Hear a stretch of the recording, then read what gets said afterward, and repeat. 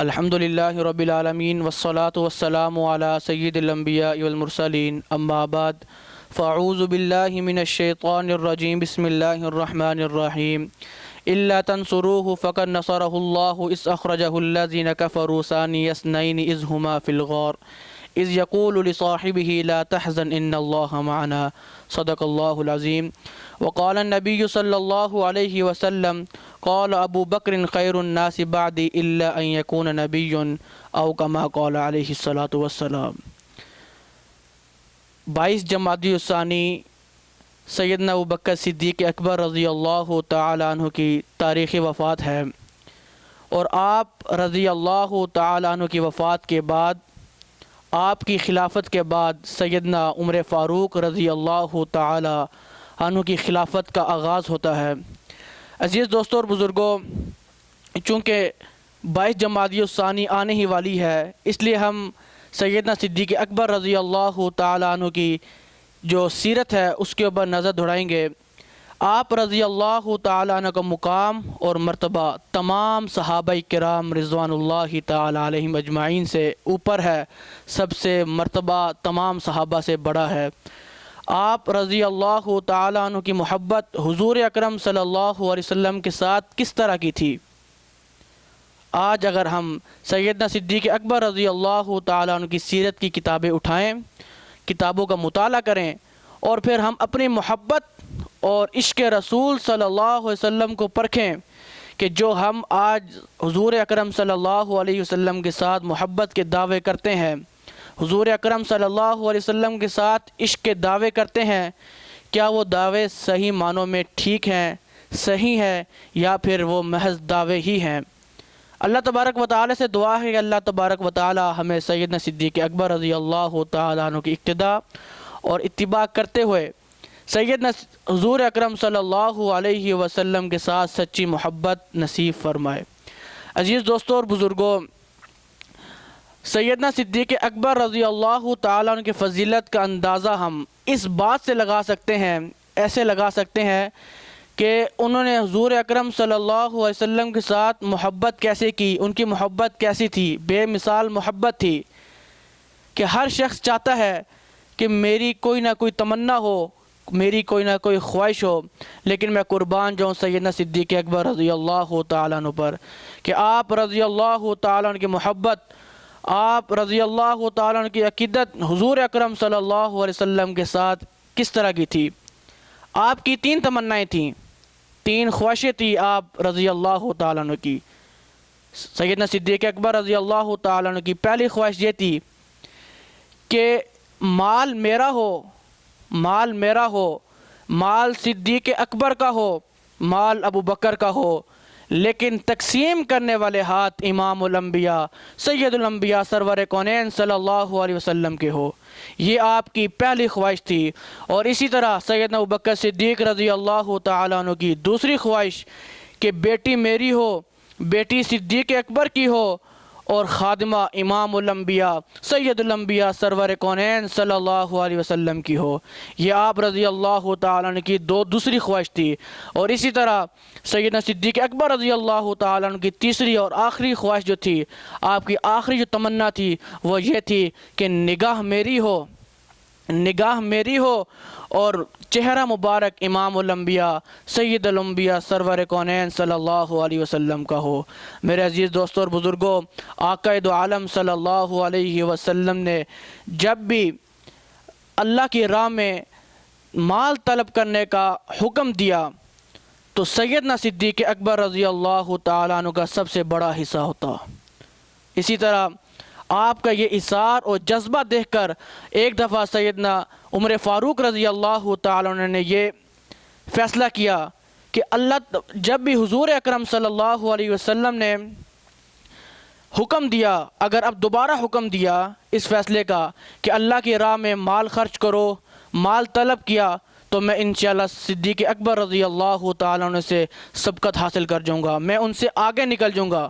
اور اسی طرح ہوا کہ ایک دفعہ حضور اکرم صلی اللہ علیہ وسلم نے مال طلب فرمایا کہ اللہ کی راہ میں مال طلب فرمایا،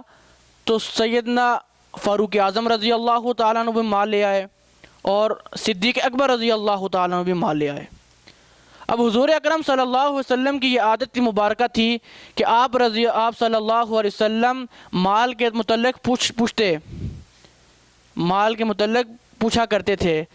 تو آپ صلی اللہ علیہ وسلم نے سیدنا فاروق اعظم رضی اللہ تعالیٰ عنہ سے پوچھا کہ عمر کیا لائے ہو؟ تو سیدنا عمر فاروق رضی اللہ تعالیٰ عنہ نے فرمایا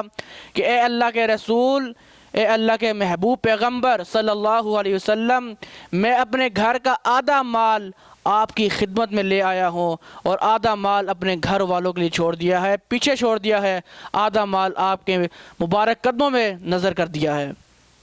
تو اس کے بعد حضور اکرم صلی اللہ علیہ وسلم سیدنا صدیق اکبر رضی اللہ تعالیٰ سے پوچھتے ہیں کہ اے صدیق بتاؤ کیا لائے ہو؟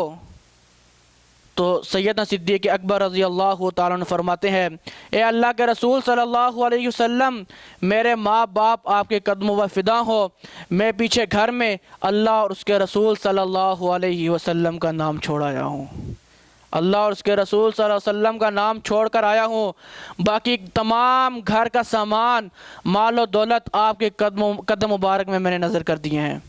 آپ کے قدموں میں لا کر میں نے پیش کر دیے ہیں۔ میرے عزیز دوستوں اور بزرگوں، سیدنا صدیق اکبر رضی اللہ تعالی عنہ وہ ہستی ہے کہ جن کے بارے میں حضور اکرم صلی اللہ علیہ وسلم نے فرمایا ہے کہ سیدنا صدیق اکبر رضی اللہ تعالی عنہ اور حضرت عمر فاروق رضی اللہ تعالی عنہ سے محبت ایمان ہے، اور انہی صحابیوں سے یعنی سیدنا صدیق اکبر رضی اللہ تعالی عنہ سے اور عمر فاروق رضی اللہ تعالی عنہ سے بغض رکھنا، دل میں بغض رکھنا ان سے، یہ کفر ہے۔ اتنا بڑا مقام رکھنے والے، اتنی بڑی فضیلت کہ قرآن مجید نے بھی سیدنا ابوبکر صدیق رضی اللہ تعالیٰ عنہ کو صاحب فضیلت کہا ہے۔ میں آپ حضرات کے سامنے ایک حدیث پیش کروں گا، لیکن میں حدیث پیش کرنے سے پہلے ایک بات کرنا چاہوں گا کہ یہ حدیث ان لوگوں کے لیے ہے، یہ حدیث ان لوگوں کے لیے ہے جو سیدنا ابوبکر صدیق رضی اللہ تعالیٰ عنہ پر تبرہ بازی کرتے ہیں، جو سیدنا صدیق اکبر رضی اللہ تعالیٰ عنہ کو گالی گلوچ دیتے ہیں، اپنی ناپاک زبان استعمال کرتے ہیں سیدنا صدیق اکبر رضی اللہ تعالیٰ عنہ کے لیے، جو سیدنا صدیق اکبر رضی اللہ تعالیٰ عنہ کو کچھ سمجھتے ہی نہیں ہے۔ یہ حدیث ان لوگوں کے لیے ہے کہ حضور اکرم صلی اللہ علیہ وسلم نے فرمایا قال ابو بکر خیر الناس بعدی الا ان یکون نبی۔ حضور اکرم صلی اللہ علیہ وسلم کے ارشاد مبارک ہے، آپ صلی اللہ علیہ وسلم نے فرمایا کہ میرے بعد تمام انسانوں میں صدیق اکبر رضی اللہ تعالی عنہ سب سے بہتر ہیں، لیکن یہ کہ وہ نبی نہیں ہے۔ میرے عزیز دوستوں اور بزرگوں، سیدنا ابوبکر صدیق رضی اللہ تعالی عنہ نبی تو نہیں ہے، لیکن حضور اکرم صلی اللہ علیہ وسلم کے بعد تمام انسانوں میں سب سے بہتر ہیں۔ اسی طرح حضرت ابو ہریرہ رضی اللہ تعالیٰ عنہ سے روایت ہے، فرماتے ہیں کہ حضور اکرم صلی اللہ علیہ وسلم کے پاس جبرائیل علیہ السلام آئے اور آپ نے حضور اکرم صلی اللہ علیہ وسلم کا ہاتھ مبارک پکڑا اور آپ کو ایک جنت کا دروازہ دکھلایا اور فرمایا کہ یہ جنت کا وہ دروازہ ہے جس سے آپ کی امت کے مسلمان لوگ جنت میں داخل ہوں گے۔ اور صدیق اکبر رضی اللہ تعالیٰ عنہ نے حضور اکرم صلی اللہ علیہ وسلم سے فرمایا کہ یا رسول اللہ صلی اللہ علیہ وسلم، یہ میرے دل کی خواہش ہے کہ کاش میں بھی اس وقت آپ کے ساتھ ہوتا، میں بھی آپ کے ساتھ ہوتا، یہ میری دل کی حسرت ہے کہ میں بھی آپ کے ساتھ ہوتا اور جنت کا دروازہ دیکھتا۔ تو میرے عزیز دوستو، اس وقت حضور اکرم صلی اللہ علیہ وسلم نے فرمایا ابو بکر گواہ رہو، آگاہ رہو کہ جنت کا جو دروازہ ہے، اس دروازے سے میری امت کے جتنے بھی لوگ جنت میں جائیں گے، ان میں سے سب سے پہلے جو جائے گا وہ سیدنا صدیق اکبر رضی اللہ تعالیٰ عنہ ہوں گے۔ حضور اکرم صلی اللہ علیہ وسلم نے واضح فرما دیا، حدیث مبارکہ ہے، اس کی تشریح کر رہا ہوں کہ آپ نے فرمایا کہ جنت میں جو سب سے پہلے جائے گا میری امت میں، وہ سیدنا صدیق اکبر رضی اللہ تعالیٰ عنہ ہے۔ میرے عزیز دوستوں اور بزرگوں، آج ہم کتابوں کا مطالعہ نہیں کرتے، ہم موبائلوں کے اندر گھسے رہتے ہیں، دنیا کے خرافات کے اندر گھسے رہتے ہیں، ہم نے دنیا کو ہی سب کچھ سمجھ رکھا ہے۔ میرے عزیز دوستوں اور بزرگوں، حضور اکرم صلی اللہ علیہ وسلم کے بعد تمام مسلمانوں میں سیدنا ابوبکر صدیق رضی اللہ تعالیٰ عنہ کا مرتبہ بڑا ہے۔ بڑے مقام رکھنے والے تمام صحابہ کرام میں آپ کا سب سے بڑا مقام تھا۔ قرآن مجید نے بھی آپ کو صاحب فضیلت کہا ہے۔ اللہ تبارک و تعالیٰ سے دعا ہے کہ اللہ تبارک و تعالیٰ ہمیں سیدنا صدیق اکبر رضی اللہ تعالیٰ عنہ کے نقش قدم پر چلنے کی توفیق عطا فرمائے۔ وآخر دعوانا ان الحمد للہ رب العالمین۔